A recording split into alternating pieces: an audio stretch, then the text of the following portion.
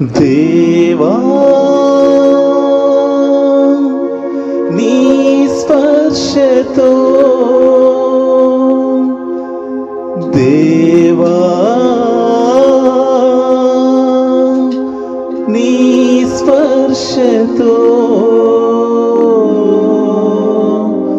కరుణించుము దీవించుము నీ స్పర్శతో పుత్ర పవిత్ర నామమున ఆమేన్. ఈనాటి ఈ యొక్క దేవా నీ స్పర్శ అనే కార్యక్రమానికి మిమ్మల్ని అందరినీ ప్రేమపూర్వకంగా ఆహ్వానిస్తున్నాను. ఈనాటి ధ్యానాంశము సువిశేష పఠనము మత్తయి సువార్త 13వ అధ్యాయము పరిశుద్ధ వచనములు 1 నుంచి 9 వరకు. మరి 13వ అధ్యాయంలో మనం చూసినట్లయితే యేసు ప్రభువు 7 ఉపమానాలు బోధించి ఉన్నారు. ఈ ఉపమానాల ద్వారా ప్రజలకు దైవరాజ్యమును గురించి తెలియపరిచారు. మరి ఉపమానాల ద్వారా ప్రజలకు ఎందుకు బోధించారు అంటే, దైవరాజ్య భాషలో దేవుని మరి ఆత్మీయ భాషలో చెప్తే ప్రజలు అర్థం చేసుకోలేరని ఉపమానాల ద్వారా బోధించారు. మరి మన దైనందిన జీవితంలో చేస్తున్న పనుల ద్వారా, ఈ లోకంలో మనం చేస్తున్నటువంటి ప్రతి క్రియల ద్వారా వాటిని పోల్చి దైవరాజ్యం గురించి యేసు ప్రభు వివరించారు. ఈనాడు అట్టి ఉపమానమే మరి విత్తు అనే ఉపమానం. ఇక్కడ విత్తు అనే ఉపమానంలో విత్తువాడు విత్తనములు వెదజల్లుతూ ఆ విత్తనాలు కొన్ని త్రోవ ప్రక్కన, కొన్ని రాతి నేలపైన, కొన్ని ముళ్ళ పొదల్లో, కొన్ని సారవంతమైన నేలపైన పడి ఉన్నాయి. మరి ఆత్మీయంగా వీటిని మనం చూసినట్లయితే విత్తువాడు యేసుక్రీస్తు ప్రభువు, విత్తనము దేవుని వాక్యము. మరి ఈ 4 నేలలు 4 స్వభావం కలిగిన వ్యక్తులుగా పోల్చబడి ఉన్నది. మరి ఈనాడు మనం చూసినట్లయితే మొట్టమొదట త్రోవ ప్రక్కన పడినటువంటి విత్తనముల గురించి చూసినట్లయితే అట్టి విత్తనాలు పక్షులు వచ్చి వాటిని తినివేస్తాయంట. మరి పక్షులు సాతానుకు గుర్తుగా వివరించబడినది ఈ ఉపమానంలో. మరి మన ఆత్మీయంగా ఇట్టి వర్గానికి చెందిన ప్రజలను గురించి మనం వివరించినట్లయితే, ఇట్టి ప్రజలు దేవుని వాక్యాన్ని వింటారు కానీ వారు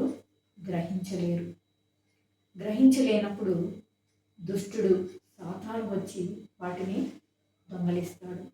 వారి నుంచి దేవుని వాక్యాన్ని దొంగలించినప్పుడు వారు దేవుల్లో ఫలించలేక ఈ పాపపు జీవితంలో జీవిస్తూ వస్తూ ఉంటారు. కాబట్టి ఇట్టి వారు దేవుని రాజ్యానికి అర్హులు కాలేరు అని యేసు ప్రభువు బోధిస్తూ ఉన్నారు. మరి రెండవదిగా మనం చూసినట్లయితే రాతి నేలపైన పడినటువంటి విత్తనములు, అవి మొలకెత్తుతాయంట కానీ సూర్యుని వేడికి అవి అణిచివేయబడతాయంట. అవి కూడా మొలకెత్తలేవు, అవి అణిచివేయబడతాయి. మరి ఇలాంటి వర్గానికి చెందినటువంటి ప్రజలను చూసినట్లయితే వారు వాక్యాన్ని విని సంతోషిస్తారంట. సంతోషిస్తూ వారికి ఎప్పుడైతే ఈ లోకపు శ్రమలు, బాధలు, మరి శారీరక కోరికలు, శరీరం మీద ఆశ కలిగినప్పుడు వీరిలో కూడా వాక్యము అణిచివేయబడుతుందంట. వారు కూడా దేవుని రాజ్యానికి అర్హులు కాలేరు.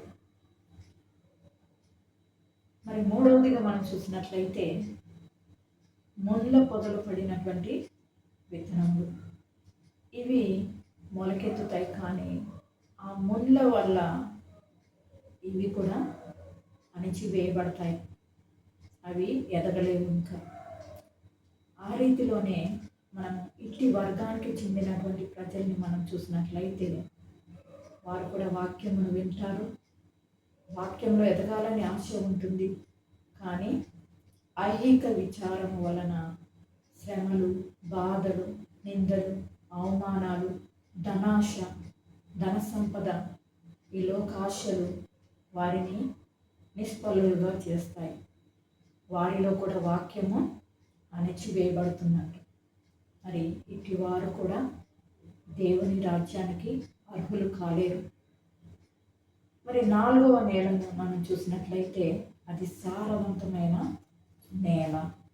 ఇట్టి నేల మరి వేళ్ళు భూమిలోకి చొచ్చుబడి 30దంతలు, 60దంతలు, 100ంతలుగా ఫలిస్తాయంట.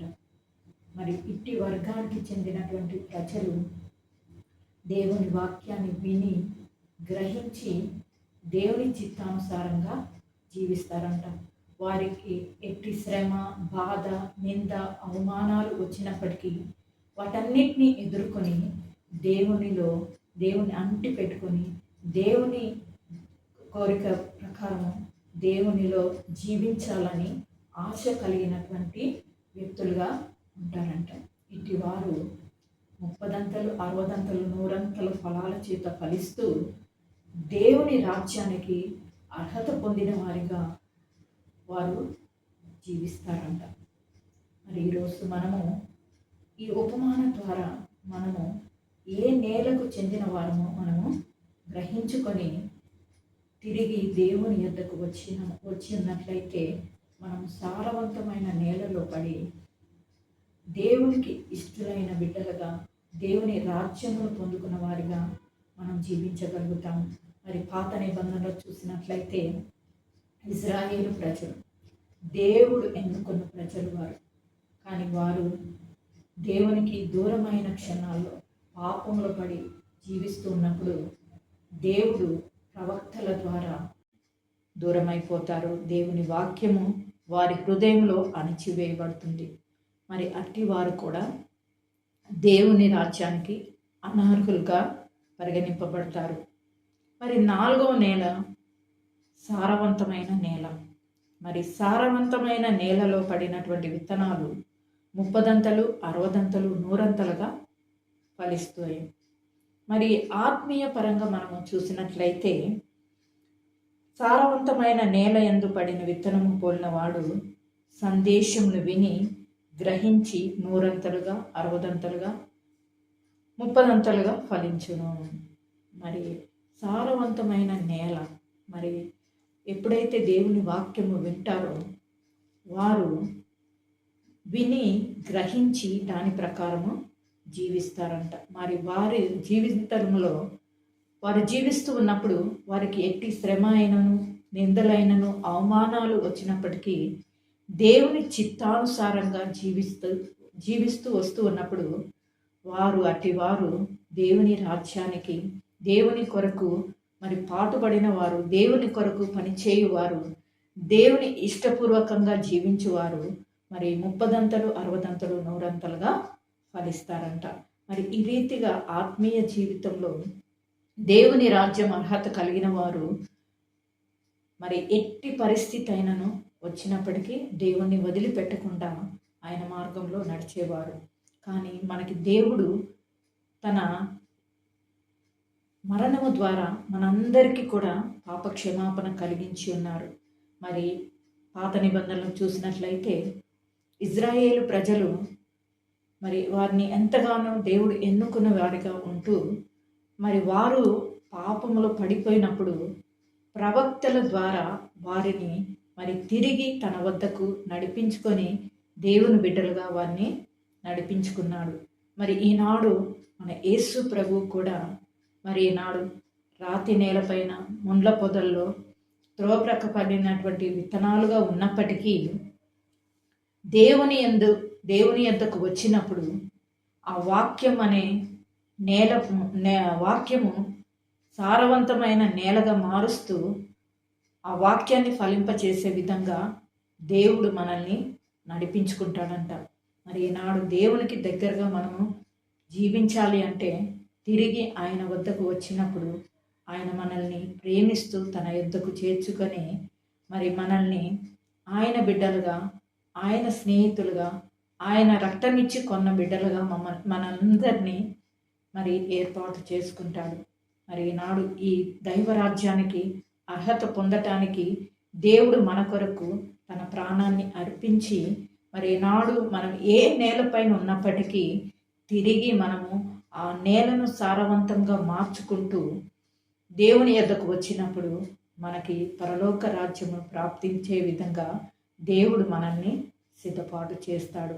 ఈ రీతిగా మనము మనల్ని పరిశీలించుకుందాం, మన హృదయాలను సరిచేసుకొని మరి సారవంతమైన నేలగా మలుచుకొని దేవుని యందు జీవించుటకు మనము ప్రయత్నిద్దాం.